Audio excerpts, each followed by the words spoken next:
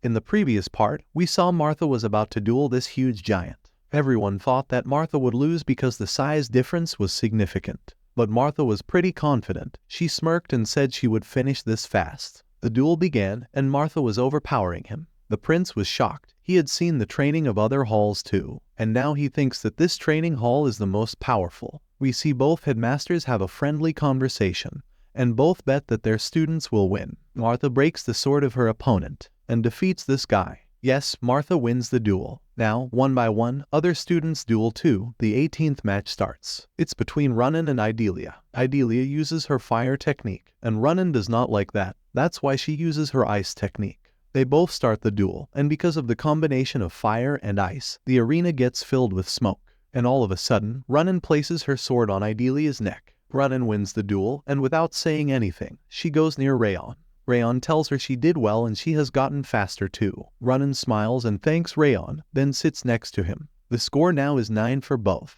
Now the 19th round is between Buran and Seram. Rayon notices that Seram is the strongest out of them all, excluding the third prince. The duel begins. The match was really interesting and intense. They both give their all, and they were almost at the same level. After a lot of time, both of their swords break. The headmaster announces that this round was a draw. The score is still equal now. Rayon comforts him by saying that the knight was the strongest among them all. But Buran was frustrated. He says he holds Sieghart's name.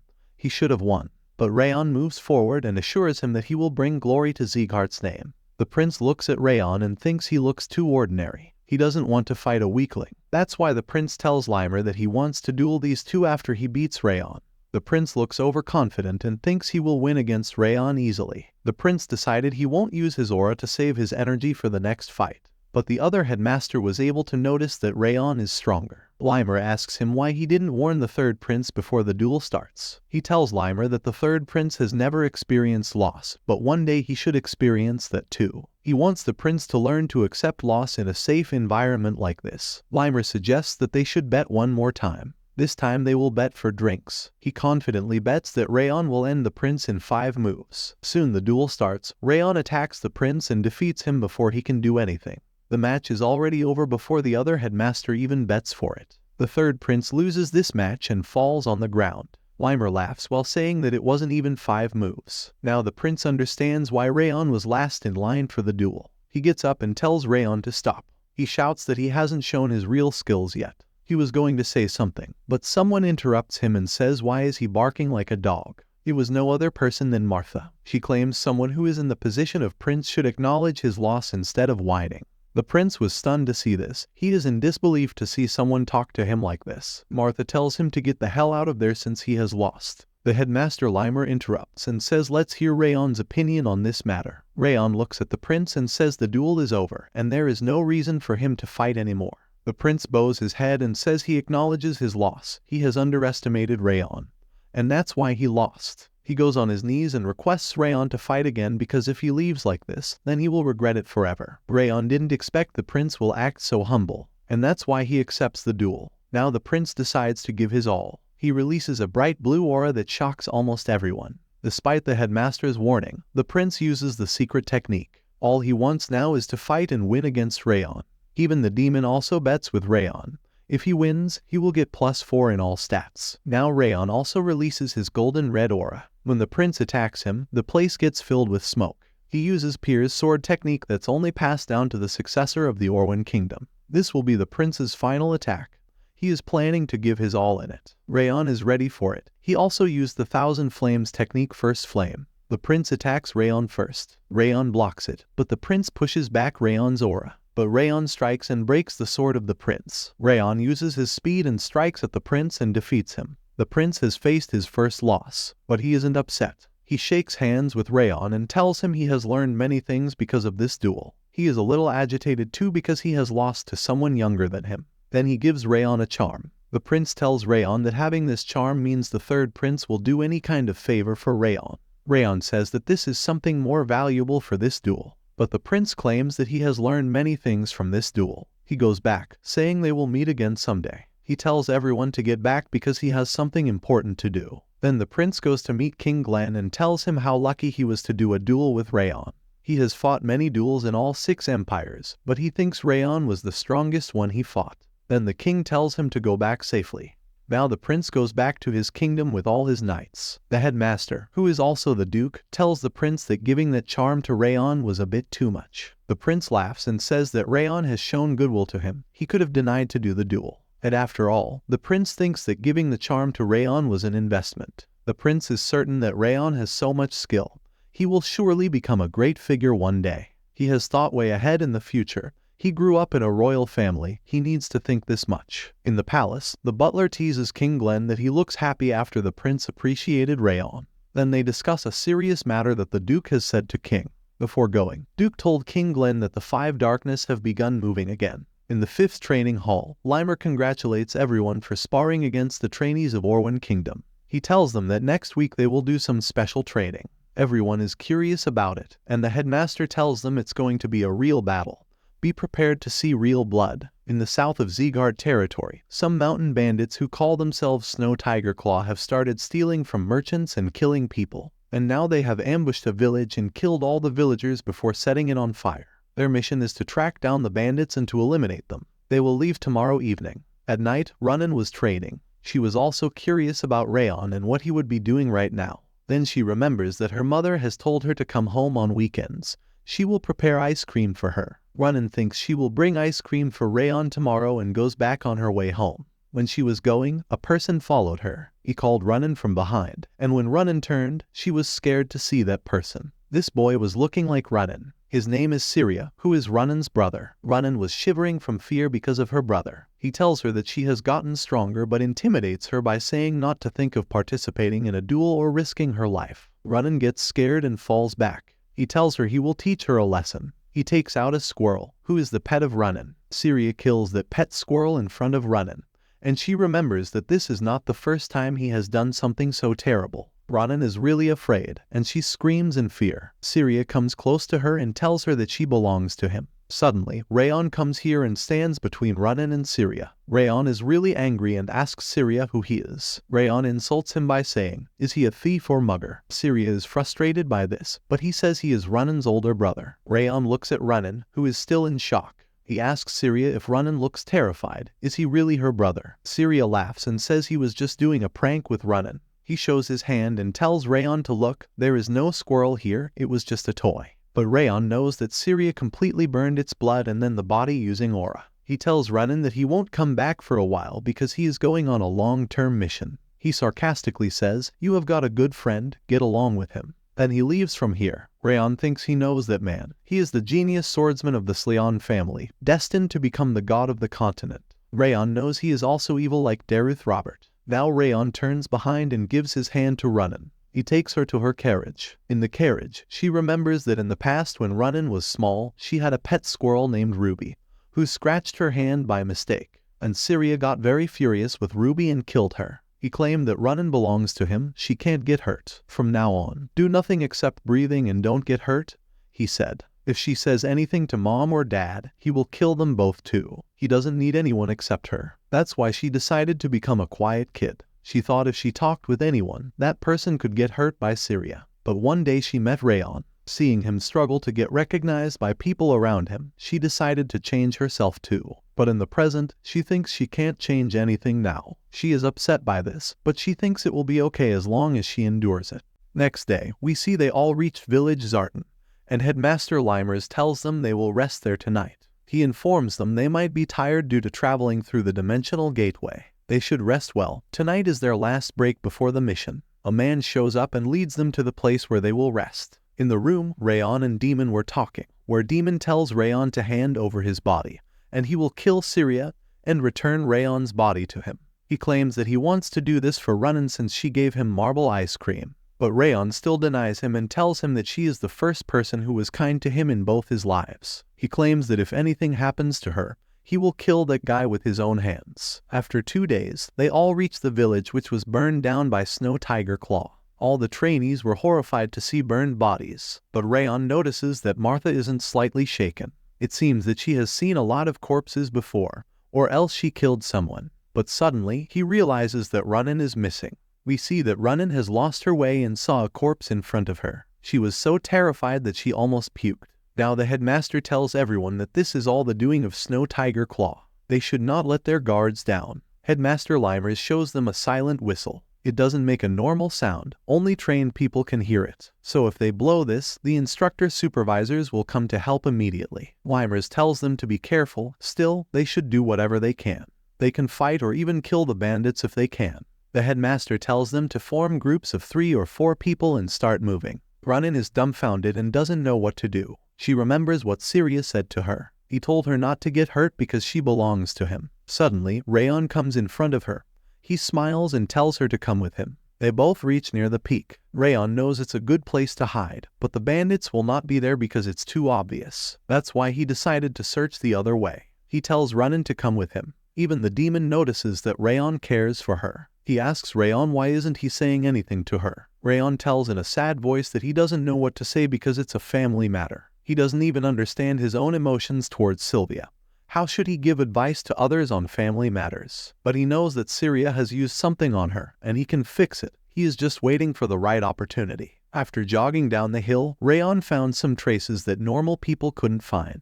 But he found that because of his assassin's skill and experience, he found some bear traps, which made him certain that the base of the bandit is near. He tells Runin to stay alert and be more quiet. Soon, they find a cave where bandits were hiding. He sees that there is a little boy whom they have taken as a hostage. Rayon looks at the 2 guards who are well built but they have less aura. That means they are not much stronger. There is one more guard who looks stronger than the other 2. Rayon is sure all the other bandits are inside as well. Rayon is confused whether he should call for backup or attack alone. He is sure that if the backup will come, then they can easily ambush all the bandits who are hiding inside. But the little boy's condition doesn't look good. If he waits more, the boy could freeze to death. Rayon decides to attack them. Runin is scared and lost in thoughts. Rayon calls her and tells her not to worry. They will save the kid. He tells her to use mana to block out sound, and he will take care of the rest. She is afraid but decides to trust Rayon. She comes forward and distracts the guards and blocks their voices using mana. Seeing the opportunity, Rayon goes into attack mode and slashes them both in one strike. But seeing this stuns Runin. All her past trauma kicks in, and she loses control of her senses. Rayon notices this, and he is afraid because the mana sound barrier broke down. Runin is having a panic attack, and she is not able to control her emotions. At this rate, they will be soon caught by the bandits. The other guy takes his chance and goes to attack Runin when she is not in the position to defend herself. But Rayon uses his skills and strikes that guy down. He puts his foot on his head. He threatens him by saying he will ask him a few questions, and if he denies to answer, then he will take out 1 bone each time. He looks at Runin. She is shaking in fear, and despite all that, she is still maintaining the mana barrier. They survive because they maintain the mana barrier. After a while, they rescue the boy, and Rayon interrogates the man. They found out that all the other bandits are hiding inside the cave. There were 39 bandits in total, and they have 1 more hostage with them. The little boy tells Rayon that the other hostage is his little sister. Runin comforts the boy by saying, "Don't worry, we will save her." To this, Rayon firmly tells Runin not to make such promises. He tells her that there are more 36 bandits left with their leader. Even if they ambush them all with backup, it's no guarantee they will save the little girl. Then they decide to blow the whistle. Runin blows it, and it doesn't make any sound. Rayon was next to her, and even he couldn't hear it. But suddenly, someone inside the cave informs the others that he heard a silent alarm. Rayon and Runin weren't expecting that there would be someone who has such sharp senses. Rayon is shocked to know this because even he couldn't hear it, but the other guy did, so maybe the bandits are stronger than they expected. All the bandits come out of the cave, and Rayon took the guard as a hostage. The chief is annoyed to see Rayon, who is just a kid, causing such a big scene. He asks Rayon whom did he call with the whistle. Rayon doesn't respond to this and tells him he wants to exchange the hostages. He tells them to return the little girl, and he will leave the bandit. But the chief starts to laugh and tells him he doesn't care about that guy. This little girl as a hostage is more valuable to us. He places a sword around the little girl's neck and warns Rayon to leave that guy, or else they will kill her. Hearing this, Rayon's eyes fill with rage, and he tells Runin to turn around. When Runin looks away, he instantly slashes this guy's neck and kills him. All the other guys were stunned by this, and Rayon throws his sword towards them, killing the ones who were near the little girl. He tells Runin to create frost fog using her aura, and when she made the fog, the vision of the bandits is blocked, and they can't see what Rayon is doing. He swiftly goes near the girl and rescues her. The bandits are furious. The chief orders them to find and kill Rayon. Rayon and Runin sit down when they reach a little far. The kids pass out because of the cold. and that's why they can't travel now. Rayon knows that if they leave the bandit, they will again cause trouble or kill more villagers. He tells Ronan to stay here and protect the kids, and he will take care of the rest. But Ronan isn't listening to anything Rayon is saying. Her focus is on Rayon's right hand because there is a very big wound on it. Rayon tells her not to worry about this. He stands and tells her he will take care of things and come back soon. But Ronan holds a piece of his jacket and tells him not to go. She tells him it's dangerous to fight, and he is even badly injured right now. She is very sad and afraid that something might happen to Rayon. She tells him to wait until the headmaster and backup come. There are tears in Ronan's eyes which ache the heart of Rayon. He tells her that he understands that the battlefield is scary, but there is something more scary than the battlefield. Ronan doesn't understand this and asks him what that is. He tells her that not being able to do anything due to being too scared is scarier than the battlefield. He reminds her that those bandits have committed horrible crimes. They have killed many people, and he is sure that there were people who tried to protect their loved ones. But the bandits have killed them too. He can't turn a blind eye on the death of those people. He motivates her by saying they are the swordsmen of Sieghart. They should fear this. He also tells her that he doesn't know what her brother has done to her, but he is sure that the more scared she is, the more that man's shadow will grow. She shouldn't be afraid of him because her own fear will swallow her. He tells her, Ronan Sleon, only you are the one who can protect yourself and the people you treasure. Ronan's eyes fill with tears when she hears all these. He takes out something from his pocket and keeps it in the hand of Ronan. He tells her that only she can make decisions for herself. He walks away, ready to attack those bandits. Ronan remembers all her past trauma, and she decides that she will protect the people she loves. She will no longer hide from anyone. She looks in her hand and sees that Rayon has made a squirrel toy to comfort her, and seeing this, tears roll down her eyes. Now, Rayon goes inside the cave and starts to kill these bandits one by one. Other bandits start to tremble in fear because Rayon is attacking them all with the intent to kill.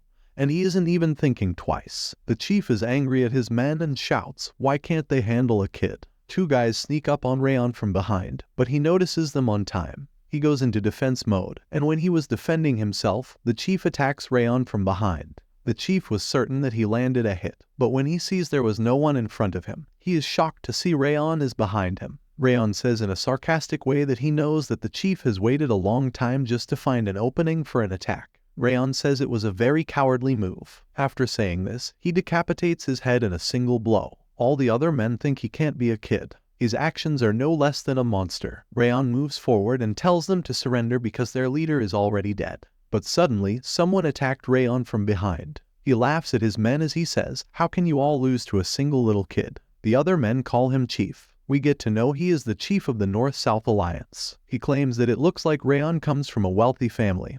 He will keep him as a hostage. He strikes at Rayon with all his might, but Rayon successfully defends himself. But Rayon knows that this guy is a lot stronger than others. He is also a sword user. Suddenly, a guy outside shouted that he found the other girl and hostages. He attacks Ronan, who is not in a good state. Rayon knows Ronan is not in a state to handle this fight. He wants to help her, but seeing Rayon not focusing on the fight makes this guy more angry. He attacks Rayon and tells him that he should worry about himself and not to worry about others. Rayon doesn't know what he should do now. Ronan was defending herself, but she was not attacking to kill. The guy notices this and understands that Ronan has never killed anyone before. He corners her and tells her to hand over the hostages. The only thing running in Ronan's mind was she has to protect these kids. Even though she is strong, her hands were trembling because she has never killed anyone. She knows the opponent is weak and she can easily kill him. But suddenly, she starts to hallucinate about Syria. She is seeing her brother again.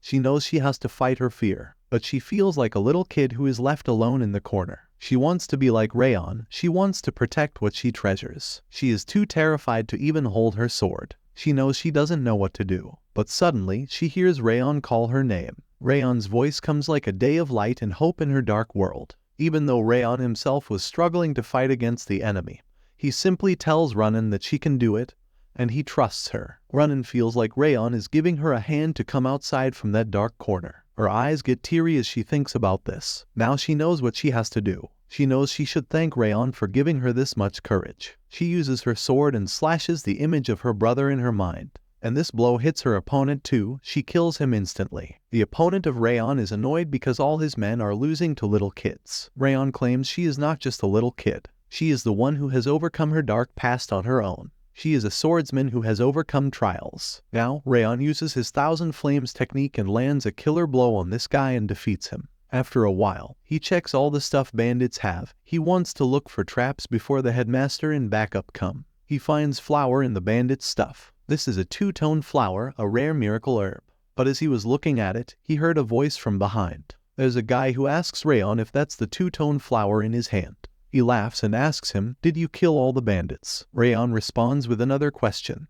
"What if I said yes, I am the one who killed them?" The guy laughs in amazement. He is amazed to see Rayon's confidence. He thinks Rayon must be very skilled. Rayon asks him if he is also a part of those North-South Alliance bandits. The guy replies with, "Yes, you can call me Richter." Rayon remembers he has heard this name Richter before. He knows Richter is a genius swordsman who entered North-South Alliance with nothing but a sword. And with his skills, he became the leader of the mountain bandits within 10 years. The Snow Tiger Claw bandits don't even compare to him. This guy is a real martial artist with real skills. Richter thinks about what he should do with these kids. He asks with a straight face to Rayon, "Should I kill you?" This guy looks more powerful and stronger than other bandits. What do you think? Will Rayon be able to defend himself against Richter?